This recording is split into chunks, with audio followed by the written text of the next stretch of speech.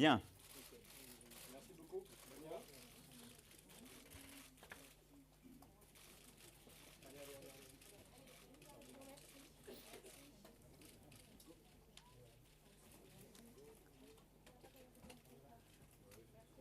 Merci à vous. Bonjour mesdames, messieurs. Merci pour votre présence. Monsieur le Président de la Commission nationale d'investiture, mesdames, messieurs les membres de la Commission nationale d'investiture, mesdames et messieurs, je voulais vous présenter la méthode de la vraie alternance que nous sommes en train de construire. Non pas l'alternance entre la gauche et la droite, le mouvement de balancier que notre pays vit depuis trop longtemps, mais l'alternance entre l'impuissance et l'efficacité, entre le monde d'hier et le siècle nouveau. Ça fait plusieurs semaines que j'entends les commentaires à la fois sur les ralliements, ou plus exactement les soutiens successifs au mouvement qui est le nôtre, mais aussi les interrogations sur la capacité que nous aurions ou pas à constituer une majorité pour gouverner. Vous voyez qu'à ce titre, nous gardons une forme de lucidité dans cette campagne. Permettez-moi tout d'abord, quant à ces deux commentaires, de soulever le paradoxe. On ne peut pas à la fois avoir un problème avec des ralliements chaque jour quand d'autres subissent des défections à peu près quotidiennes, et en même temps être le mouvement sur lequel la question de la capacité à rassembler et à gouverner se poserait le plus. Et donc, je veux ici vous dire que si nous avons des soutiens, c'est bien qu'il y a une dynamique et une conviction, qui l'eût dit il y a un an, et que si nous avons des soutiens, cela indique aussi, vraisemblablement, qu'il sera pour nous plus aisé de rassembler que pour certains autres. Si j'ai souhaité vous réunir aujourd'hui, c'est parce que je crois important une clarification pour présenter aux Français la manière dont nous leur proposons de transformer notre pays. Nos valeurs, ils les connaissent. Notre programme, ils le connaissent ou sont en train de le découvrir. Il est temps maintenant d'expliquer comment nous mettrons en œuvre ce que nous proposons s'ils nous choisissent le 23 avril et le 7 mai prochain. Et cette capacité de rassemblement que j'évoque un instant, c'est à mes yeux pour cela une force demain pour gouverner et faire réussir le pays. Je veux revenir aux origines même de la démarche qui est la nôtre, parce qu'il ne faut pas la perdre de vue, et je suis le garant de cette cohérence. Nous avons fait le constat initial que notre organisation politique et ses rites étaient le principal obstacle à la transformation de notre pays, alors qu'il aurait dû en être le moteur. Précisément parce que les intérêts d'appareil ont pris depuis longtemps le dessus sur l'intérêt général et que chacun veut d'abord sauver son camp, son parti, plutôt que réformer notre pays. Et parce que les réflexes partisans rendent impossibles les accords sur des mesures nécessaires et utiles. Lorsqu'elles sont portées par un camp, elles sont systématiquement rejetées par celui d'en face. La gauche arrive au pouvoir avec pour principal programme de défaire ce qu'a fait la droite, tandis que la droite ne veut rien d'autre que l'effacement du bilan de la gauche. Certains sont en train de démontrer formidablement ce tic-tac que nous connaissons bien et que nous avons vécu il y a 5 ans. Et moi-même, quand j'étais ministre, combien de fois ai-je entendu « ce que vous faites ou ce que vous dites est formidable, mais je ne peux pas le dire publiquement, vous n'avez pas de chance, vous êtes de l'autre côté de la barrière ». C'est de cela dont nos concitoyens sont là, et c'est pour cela que nous avons justement constitué une force de rassemblement et une vraie recomposition de notre vie politique. Parce que la vie des Français est devenue, en quelque sorte, le décor de la vie politique, alors que ce devrait être son cœur.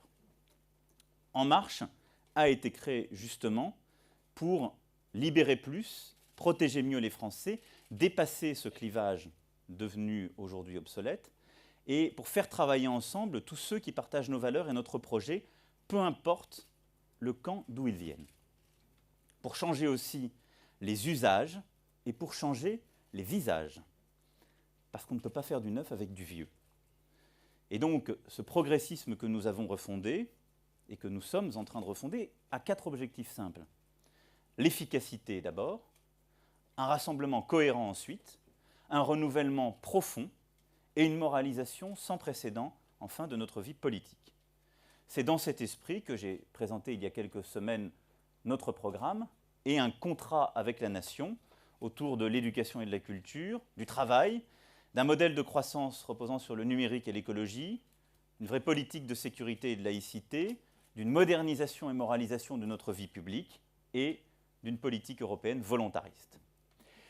Ce qu'il s'est passé depuis la création de notre mouvement a validé nos analyses en tout point. Les primaires d'abord ont conduit à la désignation de candidats positionnés à la frontière de chaque camp, dans une radicalité qui empêche le rassemblement. Les projets des uns et des autres étaient si différents que tout rassemblement aurait de toute façon été purement artificiel.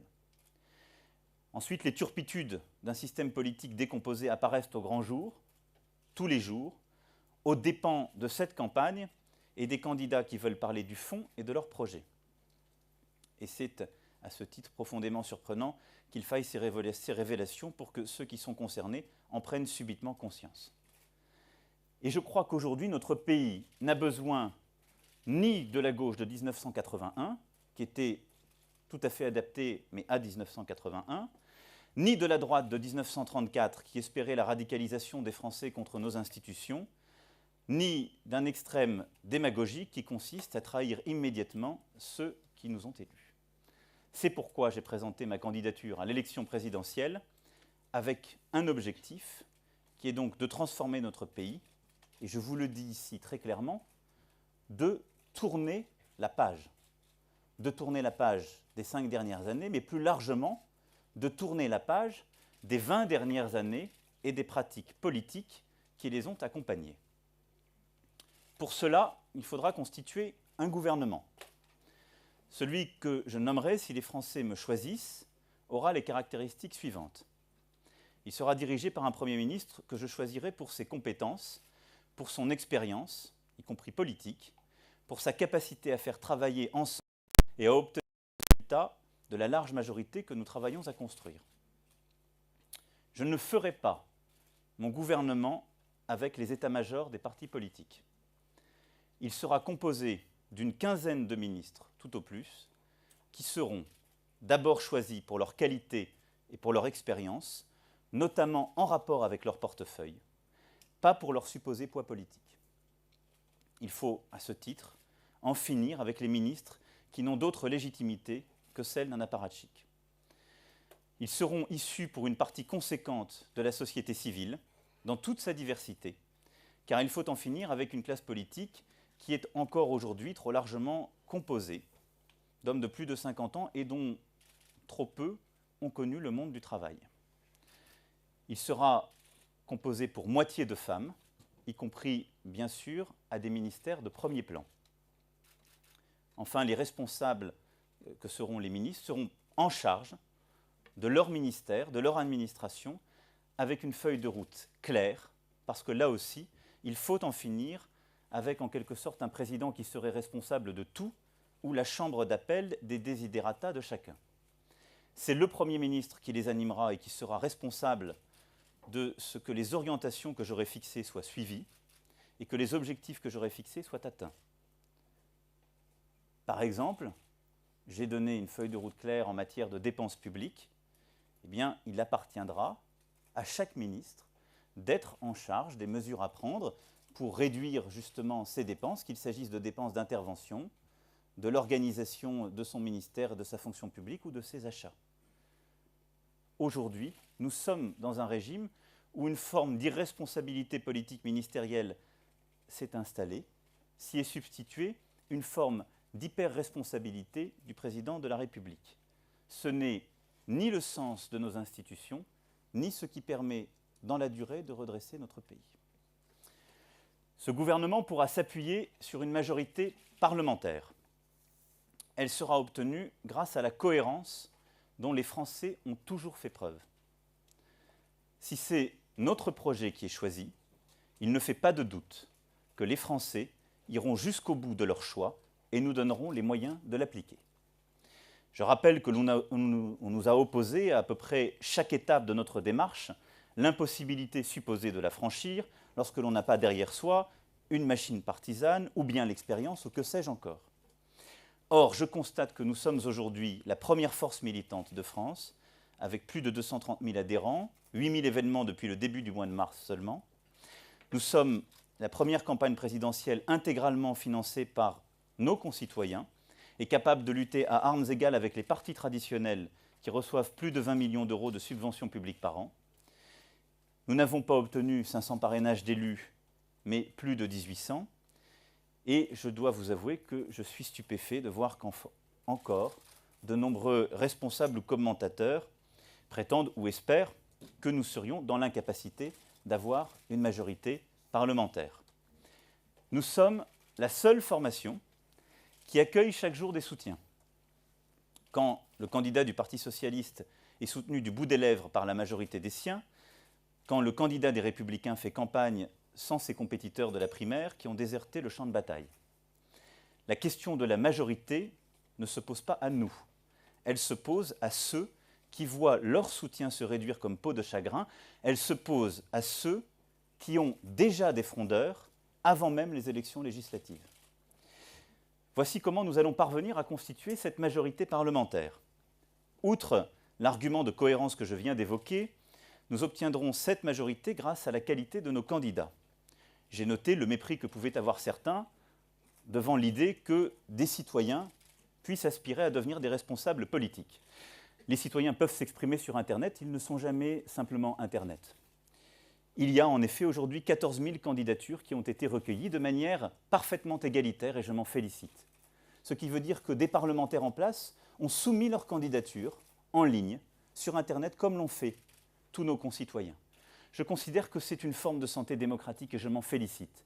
Là où d'autres préfèrent se réfugier derrière les figures qui existent déjà, quand bien même elles auraient failli.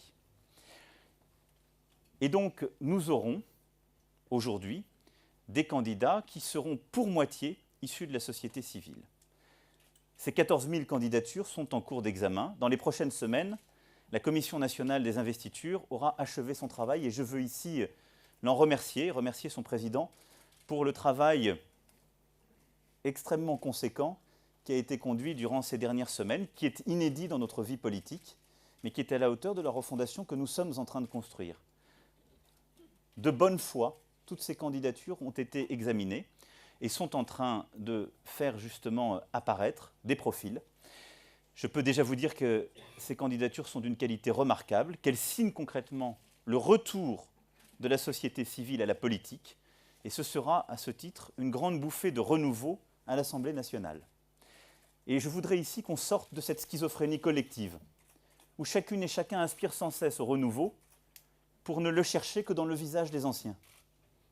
Ce qui est en train d'être fait, c'est un renouvellement en acte et en vérité, et c'est cela que nous portons. Ensuite, ces candidats seront pour moitié des femmes. Pas parce que nous craignons des amendes, parce que nous pensons que c'est une bonne chose. Et afin que les femmes ne représentent pas simplement la moitié des candidats, mais bien la moitié de nos élus. Ces candidats seront exemplaires en termes de probité. Aucun candidat détenteur d'un casier judiciaire B2 ne pourra être investi. Aucun candidat ayant fait l'objet d'une peine d'inéligibilité ne pourra être investi. Nous sommes aujourd'hui les seuls, non pas à le promettre pour dans 5 ans, à le pratiquer pour aujourd'hui. Et nos candidats seront représentatifs du pluralisme politique de notre mouvement, ce qui nous conduira à investir pour l'autre moitié de candidats, des citoyens qui pourront avoir déjà été élus et qui seront issus de la gauche, de l'écologie, des radicaux, du centre, de la droite. Car de la même manière que nous proposons une transformation en profondeur de notre pays et une refondation de notre modèle social, la majorité que nous sommes en train de construire sera radicalement différente de celles qui se sont succédées depuis plus de 40 ans. Et là aussi, je veux être parfaitement clair, ce ne sera pas une majorité de circonstances, ni la réunion de minorités ayant chacune leur agenda, ce sera une majorité d'efficacité. C'est pour cette raison que l'ensemble des candidats se seront engagés sur le contrat que j'ai proposé à la nation et que c'est une condition même de leur investiture.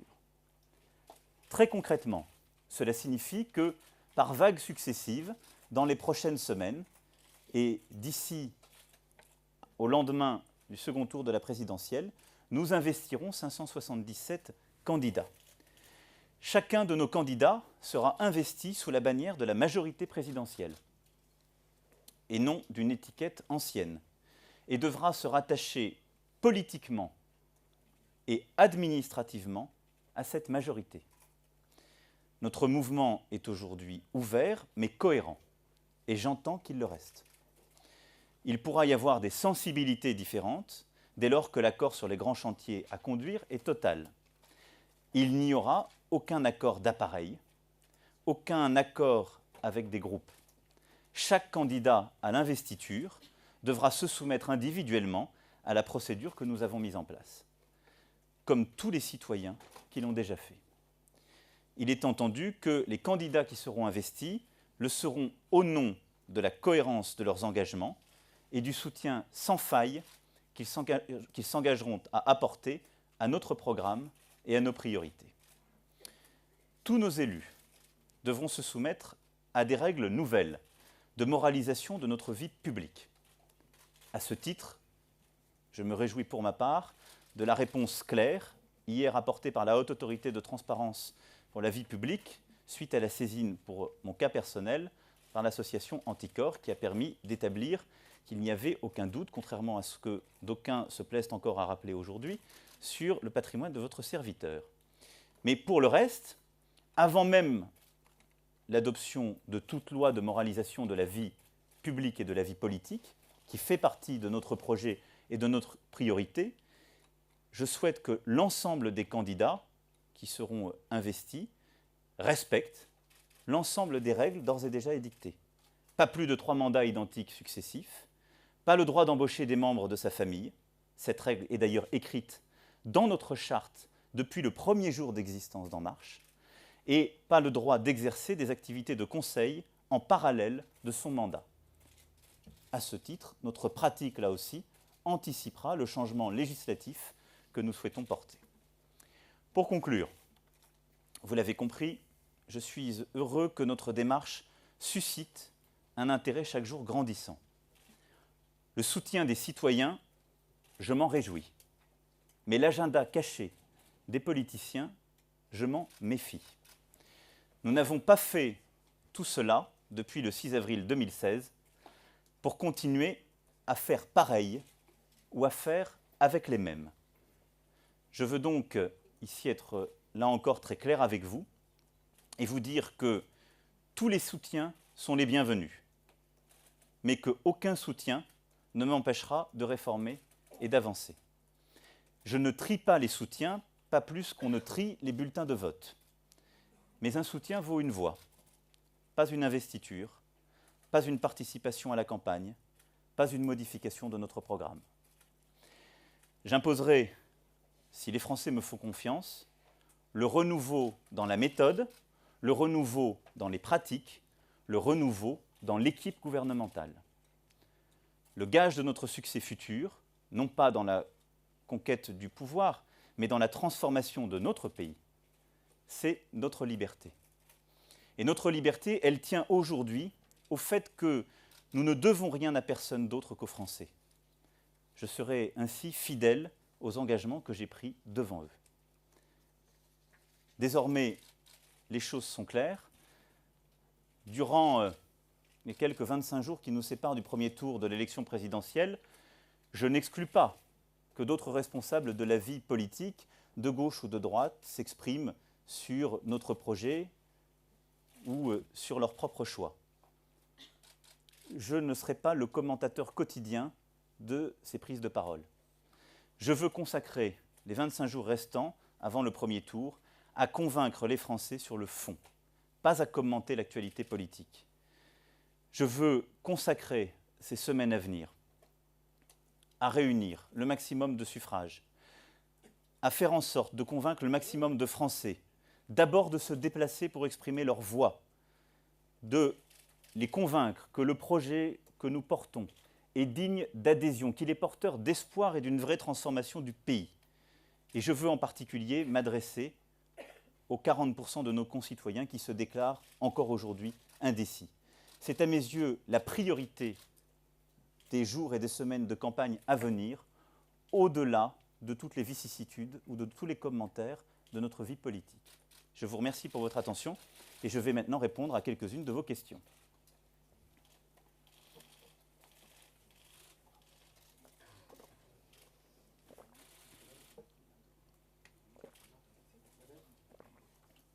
il faut que quelqu'un ait un micro. Bonjour, Isabelle Thor de TF1. J'ai deux petites questions. La première, vous avez parlé de votre gouvernement et de votre Premier ministre. Je ne vais pas vous demander son nom. Mais est-ce qu'il n'est pas exclu qu'il pourrait être issu de la société civile? Et la deuxième, dans votre conclusion, vous avez dit que vous alliez passer 25 jours à convaincre. Et comment expliquez-vous que vous n'arrivez pas à avoir derrière vous une vraie adhésion, justement, sur 40% des gens qui se disent qu'ils ne sont pas encore sûrs de voter pour vous? Est-ce que vous ne les rassurez pas? Qu'est-ce que vous pouvez leur dire? Alors, sur le premier point, je n'y répondrai pas au-delà de ce que j'ai déjà dit. Je privilégierai les compétences et l'expérience, même si vous aurez noté que j'ai parlé aussi d'expérience politique pour la fonction de Premier ministre. Parce que compte tenu de sa nature, compte tenu des contraintes parlementaires, je pense qu'il est important d'avoir une bonne connaissance de notre vie politique. Pour le second point, je parlais de celles et ceux qui ne se prononcent pour aucun candidat aujourd'hui. Mais vous me permettrez de souligner que je n'ai pas le sentiment d'être le candidat qui suscite le moins d'adhésion aujourd'hui. Je garde beaucoup de lucidité et d'humilité jusqu'au dernier jour. Pour autant, je ne me flagelle pas tous les matins. Donc, dans les jours et les semaines qui viennent, je vais continuer à porter le projet et le convaincre. Et comme je veux essentiellement parler du fond de ce projet, des mesures concrètes et de ce qu'elles emportent, je veux passer le minimum de temps à parler des affaires des autres ou des sujets de majorité, de vie politique. Il me paraissait légitime, compte tenu des interrogations, de les clarifier aujourd'hui, mais pour ne pas avoir à y revenir à chaque fois que je parle du fond. Il y avait M. Petralonga. Bonjour. Vous dites vouloir incarner l'alternance. Est-ce que ça signifie que la composition du gouvernement exclura des membres d'anciens gouvernements, par exemple, sous François Hollande, sachant que vous aviez laissé entendre que vous pourriez travailler avec Jean-Yves Le Drian? Première question. Et deuxième question, sur un sujet annexe, Jean-Luc Mélenchon a exclu de participer au troisième débat. Quelle est votre position là-dessus? Est-ce que vous le regrettez? Est-ce que vous irez au troisième débat? Merci. Sur le premier point, vous avez bien compris que je prônais le renouveau des visages. Donc, il s'applique pour l'équipe gouvernementale de manière très claire. Pour le deuxième point, j'ai moi-même indiqué il y a plusieurs semaines à la direction de France 2 le fait que le débat me paraissait tardif en étant organisé le jeudi soir, ce qui est l'un des arguments repris. Pour autant, je vais vous dire le fond de ma pensée sur ce sujet. Les débats sont utiles. Le débat à 11 est-il celui qui permet, comme à 5, de faire ressortir les détails et les contradictions des programmes? Je n'en suis pas totalement persuadé, mais je pense qu'ils sont attendus de nos concitoyens. Notre fonction est telle de tourner chaîne après chaîne devant toutes les télévisions? Je n'en suis pas persuadé. Et donc, pour ma part, je souhaite m'en remettre au CSA, dont c'est la fonction, d'une part, d'assurer le pluralisme de notre vie politique, et d'autre part, d'organiser la vie médiatique et l'organisation entre les chaînes. Il est de tradition que le débat d'entre-deux tours de la présidentielle soit coordonné, en quelque sorte, pour le compte des candidats par le CSA. Pour ma part, je souhaite m'en remettre au CSA et je souhaite que le CSA puisse mettre autour de la table l'ensemble des chaînes pour que nous ayons un débat, et un débat suffira à 11, et en tout cas pas un débat de dernière minute, en effet. Monsieur Petralonga? Oui, alors allez-y, monsieur Pumassieu. Oui, bonjour, Grégoire Poussialgue des Échos. Quand est-ce qu'on connaîtra les premiers candidats investis pour les législatives et quand est-ce qu'on connaîtra les derniers? Est-ce qu'ils seront désignés après le 7 mai? Et si oui, dans quelle proportion? Et seconde question, vous dites vous méfiez de l'agenda caché des politiciens, vous pensez à qui? Pour la deuxième question, ils sont nombreux et je vous laisse en faire le tri. Mais nul n'a l'exclusive. Pour la première question, je n'exclus pas d'avoir une première vague d'investiture dans les prochaines semaines. Et nous verrons. Je ne l'exclus pas, sachant que pour moi, la priorité des prochaines semaines, c'est l'élection présidentielle. Et vous savez, je crois au temps politique. Je clarifie les choses puisqu'elles me sont ici demandées et que j'entends cette attente. Mais notre priorité sur les prochaines semaines doit être l'élection présidentielle. La priorité suivante devra être l'organisation des élections législatives et la formation d'un gouvernement. Il ne faut pas jouer une étape avant d'avoir joué la première. Par contre, il y aura une part qui sera minoritaire de circonscriptions qui feront l'objet d'investiture le lendemain du deuxième tour. Comme d'ailleurs, vous l'aurez noté, la plupart des partis politiques d'ailleurs le prévoient. Bonjour, Cédric Pietralunga du Monde. Vous avez dit que les candidats aux législatives que vous allez investir ne devront l'être que sous l'étiquette En Marche. C'est un changement de discours. Jusqu'ici, vous disiez que la double étiquette serait possible. Donc pourquoi ce changement? Et est-ce à dire que vous demandez aux élus qui vous soutenaient jusqu'ici, et notamment un certain nombre sont dans cette salle, de quitter leur parti? Ça veut dire très concrètement, en effet, puisque nous arrivons dans une nouvelle étape, pour concrétiser la capacité à gouverner et à légiférer avec des sensibilités différentes, mais dans une vraie cohérence, que je souhaite qu'il y ait une majorité présidentielle qui soit constituée, et que, en effet, pour les parlementaires qui sont aujourd'hui, qui appartiennent à des formations politiques, que ce soit le Parti socialiste, l'UDI ou les Républicains, et qui souhaitent intégrer cette majorité présidentielle, de le faire politiquement et administrativement sous cette étiquette.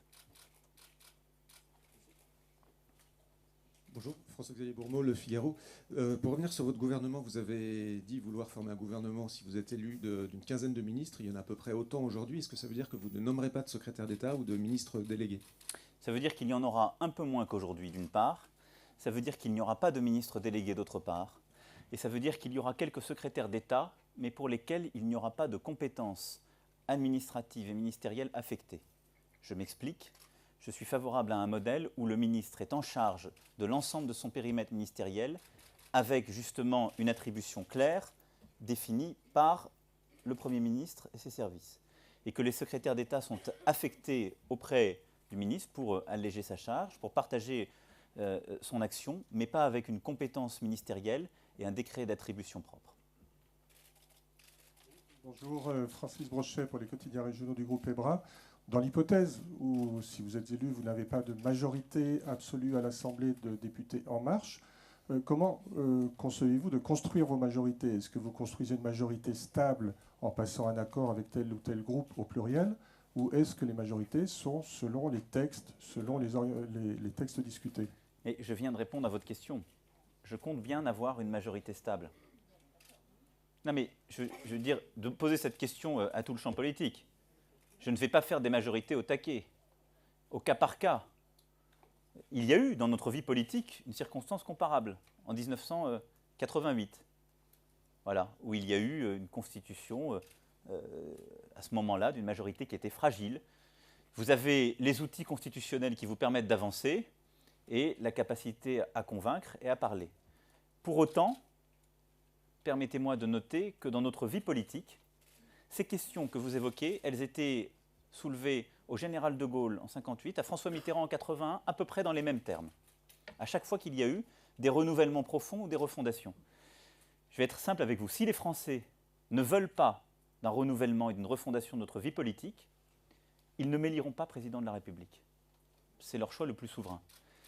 Mais permettez-moi de penser que s'ils décident de faire un tel choix, impensable il y a un an pour beaucoup, décrié par la plupart et considéré comme intenable par une large majorité, c'est qu'ils ont bien l'intention, 6 semaines plus tard, de me donner les moyens de présider et de gouverner. Allô, Anne-Sylviane Chassani pour le FT.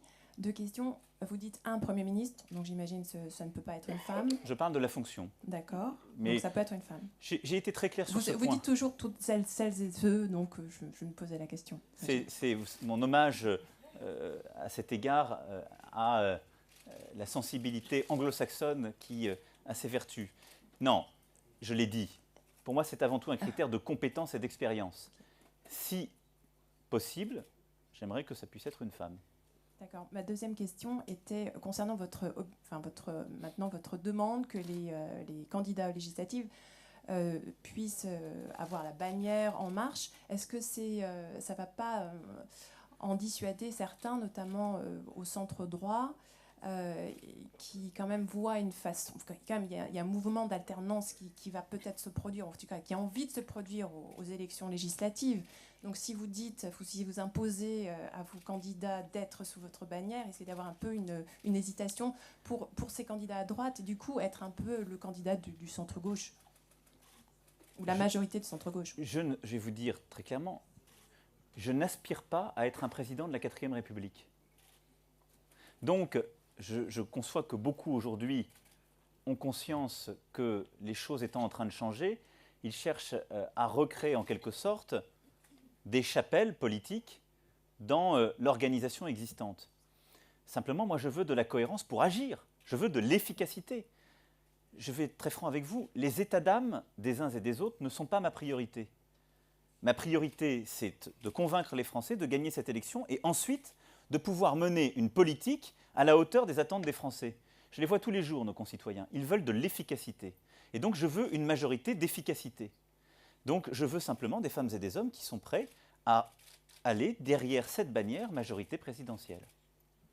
Deux dernières questions. Oui, Michel Rose de Reuters. Vous avez souhaité nommer des ministres de la société civile. Est-ce qu'il n'y a pas un risque de conflit d'intérêts si, par exemple, on nomme un ancien banquier ministre des Finances? Je ne vous vise pas, hein, mais... non, vous avez raison, d'autant que je n'ai jamais été ministre des Finances. Donc voilà. Ou alors un professionnel de l'industrie pharmaceutique en tant que ministre de la Santé. Voilà. Comment est-ce que vous essaierez d'éviter ce genre de conflit d'intérêts? De manière simple. D'abord, le conflit d'intérêts, il se traite. Le cœur du conflit d'intérêts qu'on ne traite pas aujourd'hui, c'est de pouvoir agir dans le secteur privé tout en étant dans la sphère publique. Ce à quoi nous avons encore assisté ces dernières semaines. Le cœur du conflit d'intérêts, c'est de pouvoir être parlementaire et de conseiller des intérêts privés. Ça, c'est un conflit d'intérêts. Parce qu'il y a contemporanéité de l'action publique et de l'action dans le privé. Donc d'abord, réglons le cœur du conflit d'intérêts qui existe aujourd'hui. Ensuite, je souhaite pour ma part qu'il y ait des femmes et des hommes qui viennent de la sphère privée, qui ont des compétences dans celle-ci et qui acceptent de les mettre pour quelques années au service de la sphère publique. Mais ça se fait de manière simple. On déclare dès le début quels sont les intérêts en jeu, ce pourquoi on a travaillé, ce qu'on a fait, on le rend public, on se lie les mains sur certains dossiers. Si vous avez quelqu'un qui a été, par exemple, qui a eu des fonctions dans l'industrie et qui devient ministre de l'économie et de l'industrie, bien, il déclare l'ensemble de ses intérêts passés, de ses intérêts restants, y compris d'ailleurs sur le plan patrimonial, ce que fait aujourd'hui chacun devant la haute autorité, et il n'aura pas à connaître de certains dossiers qui ont constitué sa vie passée ou ses intérêts. Nous avons connu des ministres de l'économie qui venaient du secteur privé, qui ont su faire cela, et nous l'avons géré. Je pense qu'il ne faut pas tout confondre. Sinon, ça veut dire qu'on décide de professionnaliser la vie politique intégralement. Et je pense le contraire. Je pense que si on professionnalise la vie politique, eh bien, ça n'est pas compatible avec le non-cumul des mandats tel qu'il a été voté et le non-cumul dans le temps.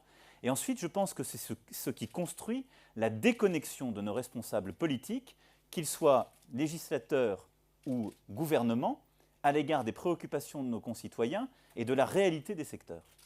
Donc ça se règle dès le début avec une déclaration. Moi, je suis favorable à ce que d'ailleurs ces déclarations, comme c'est le cas aujourd'hui, soient rendues publiques et qu'il puisse y avoir un débat parlementaire qui n'a pas une valeur bloquante parce que notre Constitution est ainsi faite que c'est le président qui nomme sur proposition du Premier ministre, mais qu'on puisse organiser d'ailleurs un débat pour que, devant le Parlement, il y ait évocation de tous ces sujets de manière très transparente et extrêmement claire pour lever tout soupçon. Est-ce que le but de cette conférence de presse n'est pas de fermer la porte à Manuel Valls, c'est-à-dire avant qu'il prenne une initiative pour ne pas avoir lui fermer la porte à la figure? Non, je ne ferme la porte à personne, comme vous l'avez noté, puisque d'ailleurs j'invite toutes celles et ceux qui souhaitent se rallier sur les bases indiquées à le faire de manière très claire. Simplement, cette conférence de presse, elle est organisée en effet avant des décisions à venir pour les uns et des décisions passées pour les autres. Et une chronique quotidienne, que je note parce que nous partageons ce quotidien, chers amis, où je constate qu'une grande partie des questions qui me sont posées, quel que soit l'endroit où je me trouve ou les sujets que je soulève, a à voir justement avec ces ralliements des uns ou des autres. C'est pour ça que je me devais de faire ces clarifications sémantiques. Ce sont pour la plupart des soutiens d'organisation du gouvernement et d'organisation de la majorité. Je ne sais pas les choix qui sont à venir pour les uns et les autres. J'ai juste dit, étant candidat à l'élection présidentielle et en charge non seulement d'une action mais aussi d'une majorité à venir, quelles étaient les règles que nous entendions justement faire respecter. Parce que ce ne sont pas les décisions des uns ou des autres, qu'elles soient passées ou à venir, qui détermineront ni la constitution de cette majorité présidentielle, ni son fonctionnement, ni la composition du gouvernement. Il est bon, vous savez, dans ces périodes, d'être extrêmement bienveillant. Je l'ai toujours été. Vous ne m'avez jamais entendu tenir de propos agressifs à l'égard d'un tel ou un tel, ou faire siffler dans mes meetings.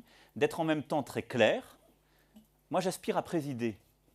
Je n'aspire pas à diriger un mouvement politique complexe. Je n'aspire pas à composer des équilibres politiques multiples. J'aspire à présider pour être efficace et répondre aux problèmes du pays. Et dans ce contexte-là, dans une campagne faite de beaucoup de soubresauts, il est parfois bon aussi de savoir être maître des horloges. C'était l'objet de cette conférence. Merci pour votre attention. Merci beaucoup.